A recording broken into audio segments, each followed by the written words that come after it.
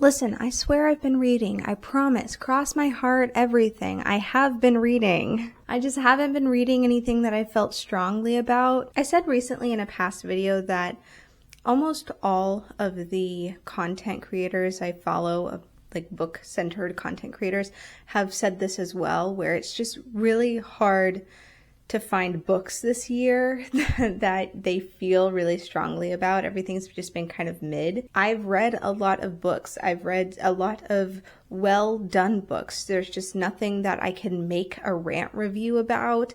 And while I do like making videos about books I enjoy, it is a lot harder to do that. I also haven't been reading my Dollar Tree books. I do have a pile of them. I should be reading them. It's just a lot harder.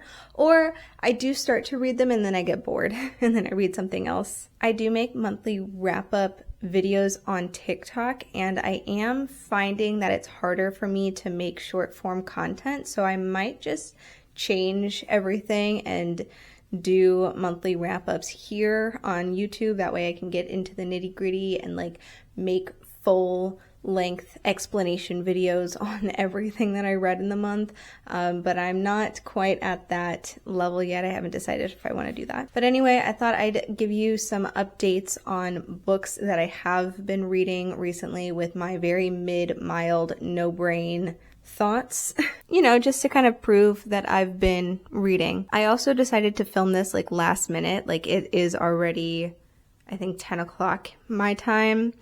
And I do have a canker sore on the side of my mouth, so it makes it really hard to speak. But anyway, I put makeup on for this, so I have to do it. I'm gonna start with Comfort Me with Apples. I forget who it's by. It's like Catherine something or other. Did I write it here? I did not. I want to start with this one just because I need other people's opinions. I need to see if I'm just crazy. I need to, you know, have a book club discussion just because I really don't understand this book. This is a short story about a young woman. I believe her name is Sophia. It's been a while since I read this. But Sophia lives in this little neighborhood. In this neighborhood, the book starts out with like a list of rules for this like HOA in the neighborhood. And the farther you get in the book, the more absurd the lists are. Like, you can't have children, and like unruly behavior needs to be reported, this, that, and the other thing. And it's just like this weird list of rules. And you have Sophia, who is married to, you know, a rich man, a very rich, handsome, successful man. She doesn't tell you what he does. She doesn't really know what he does, just that he's very important. And Sophia, you know, she's the perfect housewife, you know, cooks dinner, and she goes and visits the neighbors and gives them beautiful little gifts and whatnot. She's like the perfect little housewife. But there's just a few things that are a little bit off. For example, Sophia is tiny. She's a tiny little person in this house. All of the neighbors all have animal names, so it's like Mrs. Lion, Mrs. Shrew, Mr. Snake or something, I don't even remember.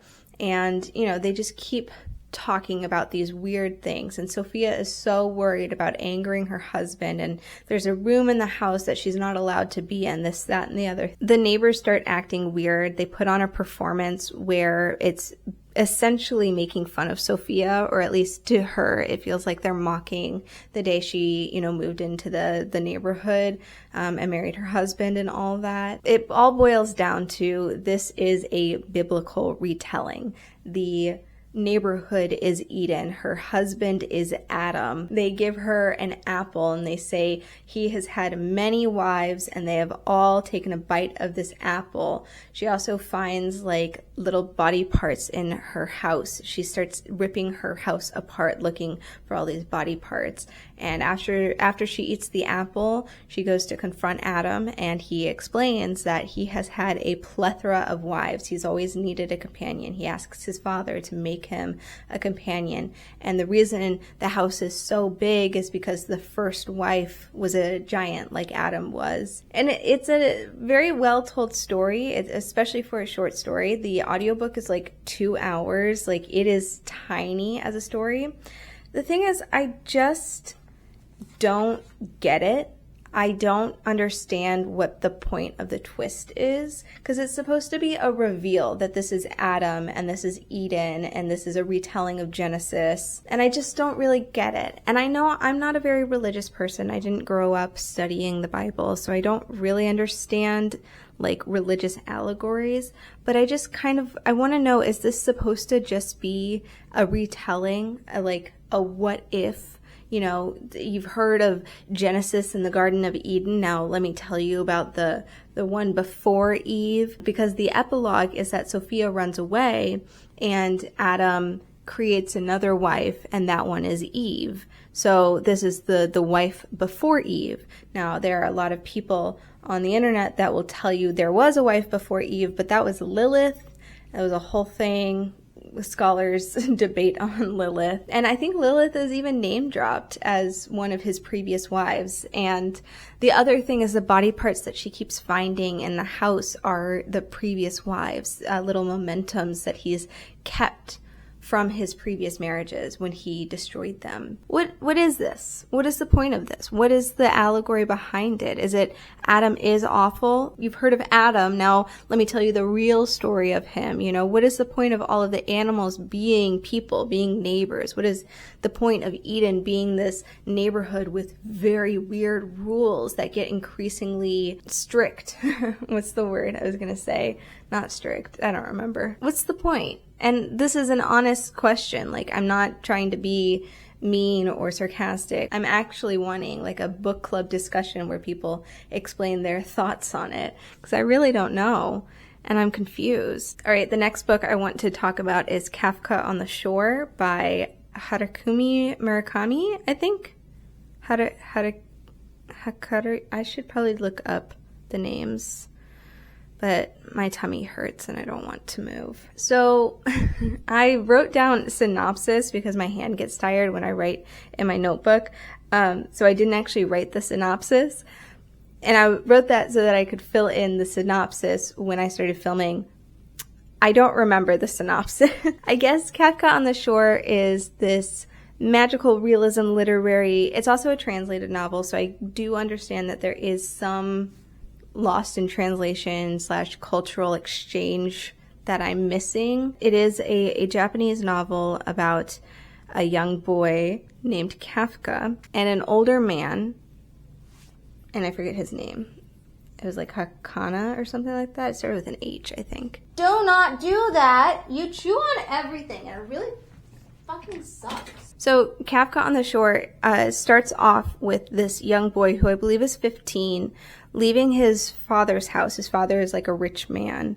He's leaving the house because he's escaping a prophecy. His father prophesied that he would kill his father, sleep with his mother and his sister, and he doesn't want to do that. It's a very abusive, horrible relationship that he has with his father, and he does not want to become what his father has said he will be. And so he's escaping this. He's trying to run away. The whole time he runs away, every time he meets a woman, any woman, any of them, any woman, he immediately is like, well, what if that's my sister? What if that's my mother? Oh yeah, he doesn't know his mother or sister because when he was very, very young, they left. Also, his sister is adopted. His mom took the sister with her when she left. Kafka is now afraid that he is going to sleep with one of them accidentally. Kind of like with Oedipus, how it was an accidental murder and sleep with. Then there is the old man who, again, I forget his name, but he is a very special man. There was something that happened years ago during the war where, you know, a bunch of kids passed out all at once and came to, and one of the kids never like fully recovered. So he's got brain damage. He's a very, he always says, it's kind of sad. He always says, I'm very stupid. I don't know how to read. I don't know how to speak and all that. So this poor man has grown up with some sort of learning disability, brain defect, has never been able to fully recover. But he speaks to cats. And so he's a cat catcher. He helps people find cats. And that gets him into some trouble because he runs into this weird man. The man starts trying to kill all these cats in front of him unless the old man kills him. He says he's Johnny Walker. I don't understand. They go on journeys. These two characters, they go on journeys. At some point they meet up, I think. It's a weird book. It's really hard to explain. I think there was so much weirdness that was going on, and it's not like a weird book that I like. I like weird books, I do, but this was just so much, I couldn't focus on any sort of story. Oh yeah, the back also says, like the back synopsis says that this is about these two characters getting a new start, but they don't really, because the old man, again, I forgot his name, he goes on this whole journey and, you know, he's being chased by the police because he literally killed a guy. I don't remember. He gets to a point in the story where he just kind of lays down and dies, like fully just lays his head down and goes to sleep, does not wake up. And he doesn't get a new start. He doesn't get a new start at all. He doesn't get a new start in death. His story just ends there. And then you've got Kafka, who's literally escaping, like he's running away because he does not want to fulfill this prophecy that his father says he will fulfill. Dr. Pepper. Yeah, that's what I thought. But he ends up fulfilling the prophecy. And I don't know if the story goes in that direction because it's trying to say, like, you will always fulfill a prophecy, or if it just so happened that he was fulfilling this prophecy. But he has a dream that he kills his father, and so then the next day his father, it turns up dead. And so he's like, oh my God, I've had this dream that I killed my father. I've killed him in my dream, and, you know, I'm responsible for his death and all that. So that's out of the way. And then if you remember, the rest of the prophecy was about him sleeping with his relatives. Again, every female character he meets, he is like, that could be my mom, that could be my sister. I don't know if they are, but they could be. And so he does end up sleeping with two different women. It's very gross because both times he like can only think about, like, oh, what if this is my mom that I'm sleeping with? What if this is my sister that I'm sleeping with? At one point, he, very early on in the book, he meets this girl. It's like the first person he meets as he's leaving his home. And he's like, what if she's my sister? There's this possibility that she could be my sister. And she's like being helpful to him because he's obviously a 15-year-old boy running away. So she's like, oh, you can crash at my place. Stuff happens there. And she's like, oh, I've got a boyfriend. I don't want things to go all the way. But then things go half of the way there.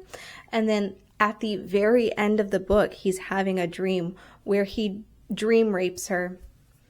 He fully dream rapes her. I don't know if having it be in a dream is better, but he basically has a dream where he's with her and she's like, no, don't, you know, I've got a boyfriend. I don't want to go all the way with you. I'm your sister, this, that, and the other thing. And he does it. But then also, like, there's a scene before that where a very old, like 60 or 70-year-old woman sleeps with him, a 15-year-old boy. So there's that too. It was really weird. Oh, his name is Nakara. I didn't realize I spelled it out. The old man's name is Nakara. This book was really long. It was a 19-hour audiobook, and I could not pay attention to any of it because, again, so much weird shit is going on. And I really liked the magical realism. I liked the fact that Nakara talked to cats. I liked this weird, like, dream reality thing. I liked the two timelines coming in. I really liked the way it was written. I just really didn't understand it. And I didn't understand when it comes to, like, novels, like literary novels, especially ones that are like hoity-toity, prolific writers, you know, these classical literary novels, the ones that are like, you know, held to this high standard of academic and scholarly achievements and whatnot. You know, you read them and they're weird and you don't like them and they're kind of bad story-wise. They just don't make sense. And then I sit there and I go, well, is this bad or am I just too dumb to understand it? Am I just too dumb to understand the prolific literary genius? You know, am I missing something? I felt like this with another book called True Love. That one I think was just bad. But it was this book about, you know, a girl struggling to have fulfilling relationships and she's, you know, kind of narcissistic and unlikable.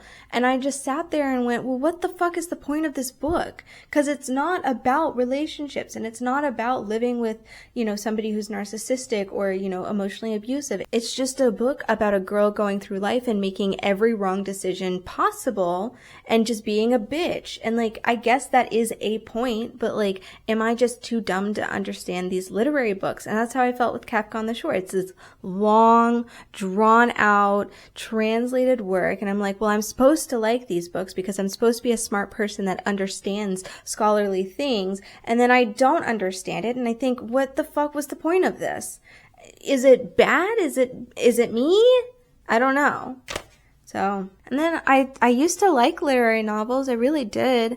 I thought maybe I was smart because I read all these literary novels. There's so many literary novels that I love, and I think they're really good, and they make me feel smart because I can understand them. And I'm like, I'm a literary novel person, but am I actually just only enjoying the literary novels that are badly, like, dumbly written? Am I only reading these literary novels that a real smart person would turn their nose up to? Like, am I reading these literary novels and making myself feel smart because it's got literary slapped across the genre of it, but in reality, it's just like child's play? I don't know. And then lastly, I want to talk about the Brooklyn Brujas by Zoraida Cordova.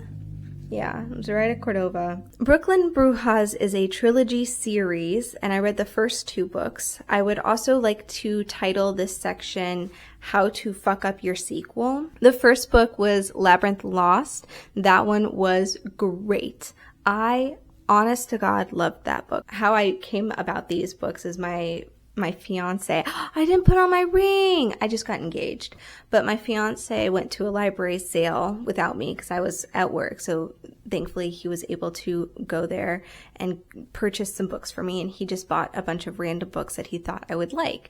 And I said, that's very nice of you. Unfortunately, a few of them were sequels. So I got the second one, Bruja Born. And so I was like, I will go on Libby and listen to the first one. So I listened to Labyrinth Lost, and it was so good. It was such a good story. So in this world, it's like urban fantasy, I guess what you would call it, but they live in Brooklyn. It's a story about 3 sisters who are magical. They are brujas, and there is a society of brujas or brujos, and bruja means witch, but they don't like being called witches. And it's this ancient family-based magic, like it's passed down through generations, a very tight-knit group, but there is an organization around it.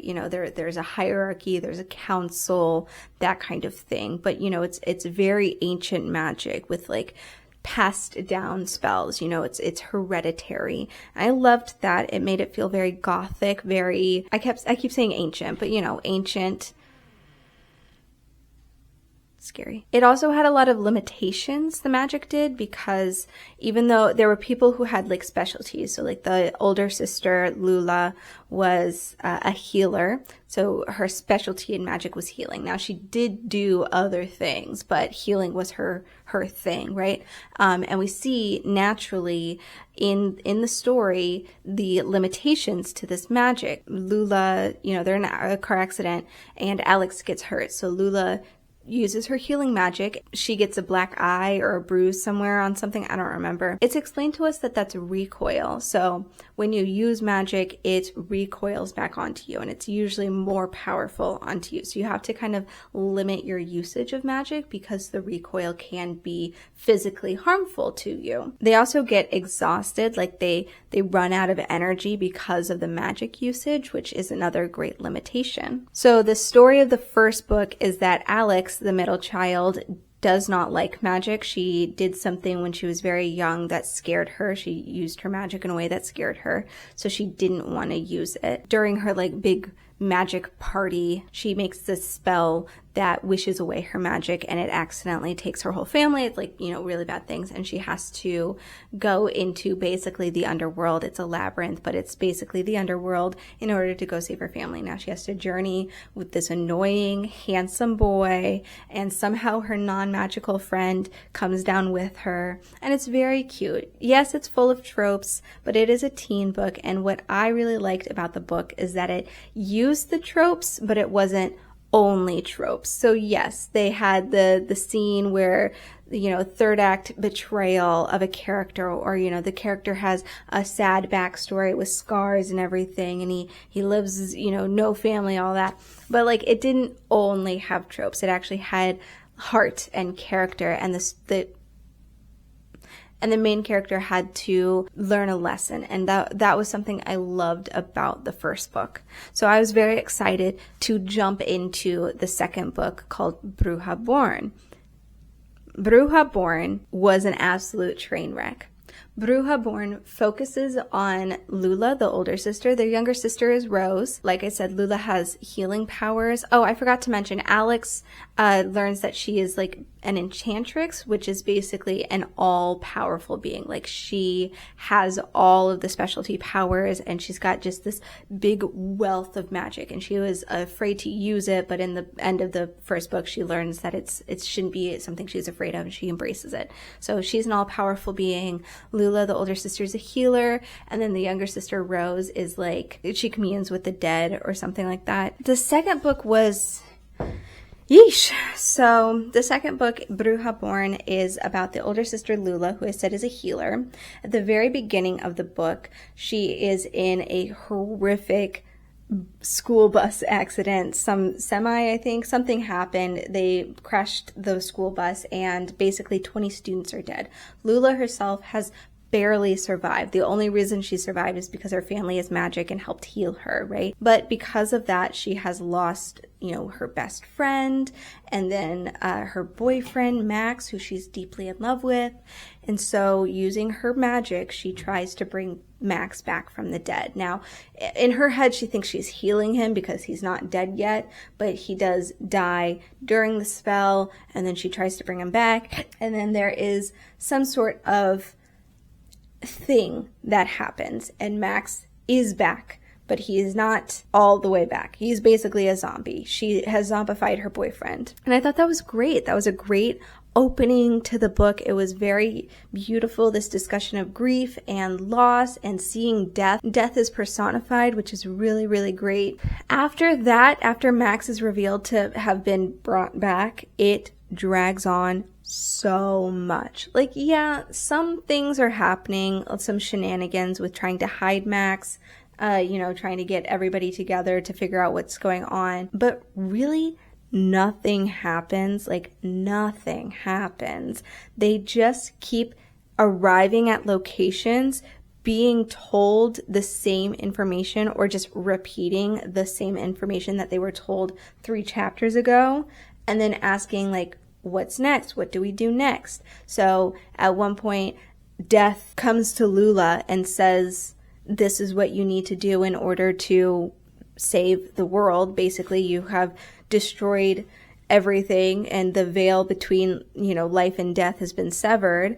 So you need to get my staff. And so then we are told that over and over and over again. Lula needs to get the staff. Lula needs to get the staff. And then she's like, well, what do I do? And then we never move on from that. We just have the same conversation over and over with just new people and new locations. I personally did not like the world expansion. Something I really loved about the first book is how gothic and spooky it felt, and how, like I said, it's like an ancient magic that's been passed down through the generations. And so the way this world is expanded in the second book is it becomes very much urban fantasy, almost like Bright, that Netflix movie that came out a few years ago, where it's like real life, but with a secret organization for monsters. There's like werewolves and vampires, and then there's the hunters. I forget their real name, but they're basically hunting all of the magic things. That's introduced in the first book, but it gets expanded into a real thing that we, you know, interact with in the second book, and I just could not stand it. It became very kitschy,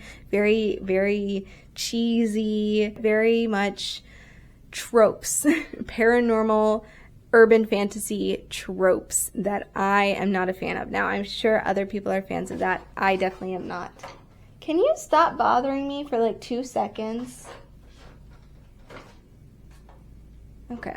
We're told over and over what she needs to do, but she doesn't know what to do until like the very last 3 chapters, where she just suddenly remembers how to like do the correct spell. But like they need earth and wind and fire and something else. I don't remember.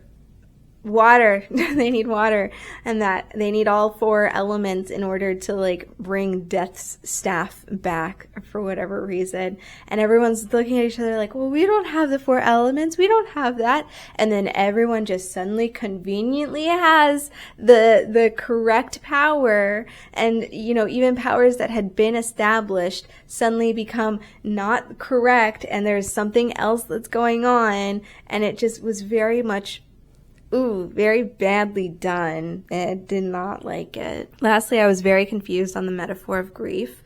I really liked the idea of zombies and bringing your dead loved one back to a zombified state as an exploration of grief. That's not a new exploration. People have done that several times. There's so many pieces of media who do that and, you know, explore that. I'm sure The Walking Dead does that as well. I wanted, you know, that. It was very much set up as that. It's very deliberate that it's her boyfriend and she brings him back out of love, of not being able to let him go, and even calling herself selfish for, you know, putting him through this in order to keep him in her life. At the very beginning, right before they die, actually, he breaks up with her. He says, I don't know, something's just different. I don't really think this relationship is going anywhere. She uses her magic to keep him with her because she's afraid of losing him. And then that's when the accident happens. And so she keeps him with her. Like, she brings him back from the dead in order to keep herself from losing him. I thought that was a great exploration of grief. But then it gets to a certain point where, you know, this zombie creature just becomes the monster. He's not an exploration of grief. He is not her loved one. She actually breaks up with him while they're fighting, and she's like, well, you're a monster and you're awful and you tried to eat my face and this and that. And it's like, where did the metaphor go? Another thing is there's the hunter society that I talked about. There's a cute hunter guy that, you know, saves her from Max, the zombie Max, and he actually says something that is almost exactly ripped out of Tokyo Mew Mew. I'm sure that it's, you know, it's a common trope thingy. I've seen it before, but it reminded me so much of Tokyo Mew Mew, where she's falling and he catches her and he's like, oh, you're heavier than you look, or whatever like that, which is, maybe Tokyo Mew Mew was just so influential of my childhood that scene is the first thing I think about. But like, it was almost exactly like that, word for word. He's described in such a classic, tropey love interest way. Like, oh, his eyes are shining, he's muscular, he's sweet. She's like, her eyes linger on him. And in the epilogue, they joke that he's her boyfriend, and she's like, I'm not ready for boyfriends, not yet, because she's literally lost the love of her life and had to watch him eat people. So, like, yeah, of course she's not ready for boyfriends, but it's obvious that he is, like, the boyfriend character. Like, in the next book, he would be the boyfriend. And I was just like, where did that metaphor go? Where did the exploration of grief go? What is happening with the relationship between her and Max? Was Max always just a monster? Was he always just a bad person? Because that's not what we were told in the beginning. So how does she so easily give him up? Her whole character development was that she realized she was being selfish for not letting him go and letting him have a peaceful death. And that is something that grief does to you. So, like, where the fuck did that end up going? Nowhere, because she just ends the zombies. They just stop. Also, the power imbalance sucks. One of the biggest things I loved about the first book is that there were limitations to power. And yeah, you know, at the third act, you know, big power reveal where, you know, she has a heart-to-heart with her loved ones and they support her decisions and whatnot. Yeah, she doesn't have the recoil and the limitations. But Alex is revealed to be like an all-powerful enchantrix, or in something where she is like super powerful. And so every other line, it's just Alex blasting something away. They almost got, you know, hurt, but then Alex put up a shield, or Alex did this and that, and there's no recoil and there's no stakes because they have an all-powerful being that can just do everything for them. And even for the characters that are not all powerful. Recoil apparently doesn't exist anymore. The entire book, Lula is getting like beat up and is exhausted and hasn't slept, and she's just, her life force is being drained by these zombies because she's the creator of them, but she just keeps trucking on because limitations don't exist in this world anymore, and magic doesn't have any recoil, and nothing happens. No, it doesn't affect them. Even if they're literally sleep deprived and having their life force drained, they can still run a 10-mile race. You know, I didn't like it. I feel like it expanded the world in a very weird way and got rid of all of the good things that I liked about the first book. The spooky atmosphere, the family-based magic system, the limitations and the metaphors for magic and acceptance and love and grief. And it really made me not want to read the third book. I was like, I had it on hold and I was like, I'm just going to cancel this. I really don't want this anymore. Anyway, I guess that was a rant review. I'm going to stop talking about books now. I just wanted to make sure you guys knew I was still reading. It's just so much harder to like set up the camera and like download the files and start editing them and like making sure my mic is plugged in and setting up because before I would just kind of turn on my little webcam and film and then just immediately start editing same night, and now it's like more of a process, and it's just like 2 extra steps. But you know, it's also harder to find time to sit down and talk about things for an hour, because first of all, I have so much more responsibilities now. You know, I'm writing my book and I'm in the editing process, which is so time consuming, and then I have, you know, so many friends who want to go out. I have so many friends. I have 2 friends here, but we go out and, you know, we've had, you know, just a very busy month. July was very busy for me. I had my anniversary, which then turned into my engagement. And then I also had my birthday. So like nothing was happening during those celebrations. And it's just, I don't know. It's hard to make videos now. And I don't want it to be hard. I want to keep doing it because I really liked that I was making videos all last year. I just don't have opinions or thoughts anymore, and I don't know what to do about that. So anyway, I've rambled enough. Thank you so much for listening to my opinions on books, and I guess I'll see you in the next one. Okay, bye!